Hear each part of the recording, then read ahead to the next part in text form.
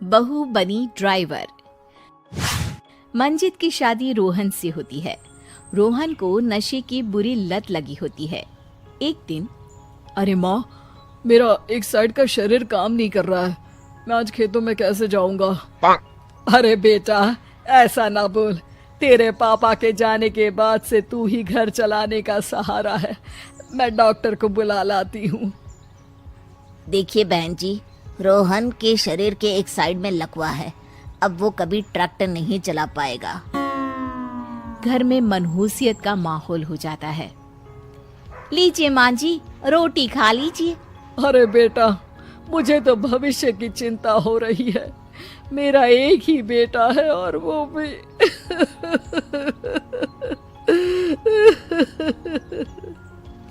माँ जी, आप चिंता न करें।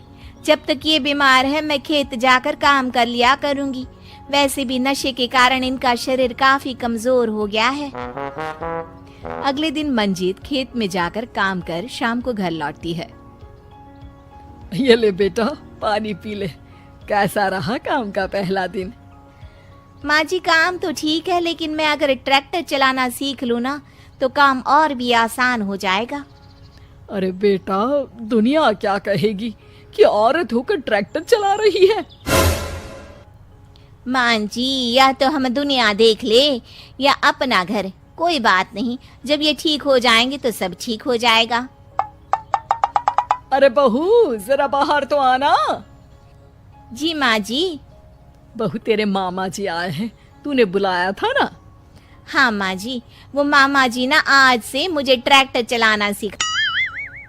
मंजित मामा से ट्रैक्टर चलाना सीखती है। वो मन लगाकर खेतों में काम करती है। और एक दिन, माँ जी, पता है इस बार पूरे गांव में सबसे ज्यादा फसल का उत्पादन हमारे खेतों में हुआ है। इस साल तो खूब पैसे आएंगे। हाँ। सास खुश नहीं होती है। वो चुपचाप वहाँ से जाने लगती है। तभी मंजित उसे रोक लेती है।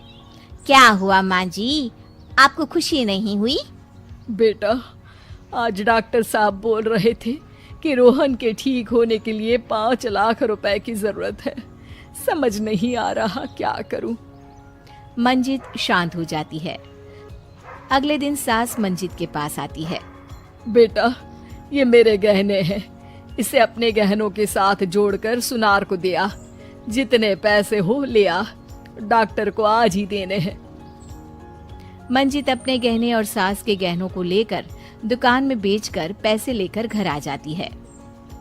माँ जी, सिर्फ 3 लाख रुपए का ही इंतजाम हो पाया है। बाकी के पैसे कैसे आएंगे? बेटा, अब तो एक ही चारा है, हमें जमीन भी बेचनी पड़ेगी। माँ, खेत बेच देंगे तो खाएंगे क्या? अरे बेटा, कोई दूसरा चारा भी तो नहीं है। रोहन ठीक हो जाए तो वो मेहनत करके इससे भी बड़ी जमीन ले लेगा। सास बहू मिलकर खेत भी बेच देते हैं। अब पूरे पैसे लेकर सास डॉक्टर के पास जाती है। डॉक्टर साहब, ये लीजिए सारे पैसे। बस किसी तरह मेरे बेटे को ठीक कर दीजिए। आपका बेटा ठीक तो हो जाएगा, लेकिन 6 महीने का समय लगेगा।